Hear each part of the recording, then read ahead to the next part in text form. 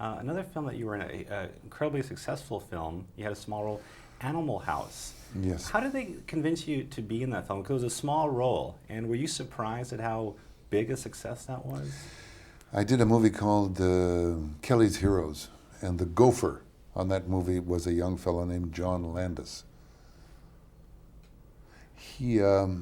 MASH came out when I was over in Yugoslavia, and it became a big success while I was out of the country. And he said, and I said to him, "You're going to be a director every movie you make until you become successful. I'll be in it. And I'll do it for, whatever." So I was in Kentucky Fried Movie. I was in something else. I was a waiter in Kentucky Fried Movie. He phoned me up. I said, "I need you for a day in Animal House." I said, "Fine." I was doing Invasion of the Body Snatchers, so I just had to come over for a weekend. And he said, "They want to give you 2% of the profits." I said, "No way. This is a Universal picture. Universal has to pay me my daily rate." So they paid me my daily rate. I got 2 days daily rate instead of 2% of the profits, which would have been $2-3 million. Really bright. And worse than that, as a stupid joke for him, just for John, it's a stupid joke for him, I took my underwear off and lifted my shirts only as a joke for the set. My wife could kill me. You have my ass all over the world.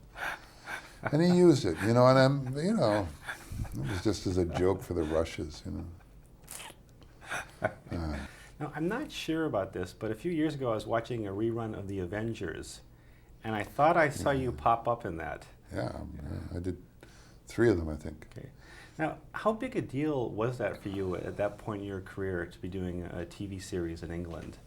Was that just like another job, or was that like a real big deal for you? I never ever had another job. Every single one of them has been a big deal for me. If I had another job, I'd quit. They've all been in some way beautiful, and I tried somehow to perfect a little something in them, and I'm dependent upon the director. But I've worked with some terrific people. The television things were, I had not made a film, and it was a wonderful opportunity. I thought it was a wonderful opportunity. I was learning a little bit about my craft. They were casting me as artistic homicidal maniacs, but it changed. Now, when you think of unique films that you've worked on, I was thinking of Casanova, because when that movie was being filmed, I remember reading something about how some of the film had been stolen and held for ransom. What was the story with that? That was, I guess it was some employees of Technicolor, actually. I think that was what it was. I don't know. I don't want to harass any employees, but I think that was what it was. Somebody was fired and they didn't like it, and they took some films of Pasolini, of Bertolucci, Sergio Leone, and Federico Fellini, and they confiscated these films and held them for ransom. I do not know whether a ransom was ever paid. You mentioned MASH a little while ago. I was just curious, when they decided to make that into a TV series, did they ever approach you about being in the TV series at all? I can't remember. They might well have. Maybe they did.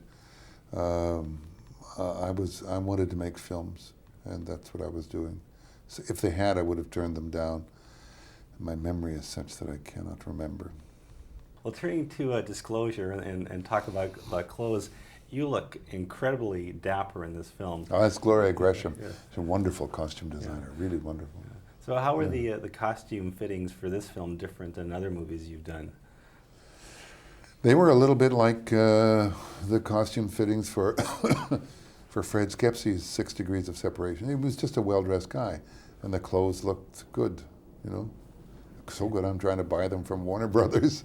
But it was nice to wear those clothes. They're Giorgio Armani clothes, and the movement of the material and the way they sit, they feel great. They feel great. He's a wonderful, wonderful designer.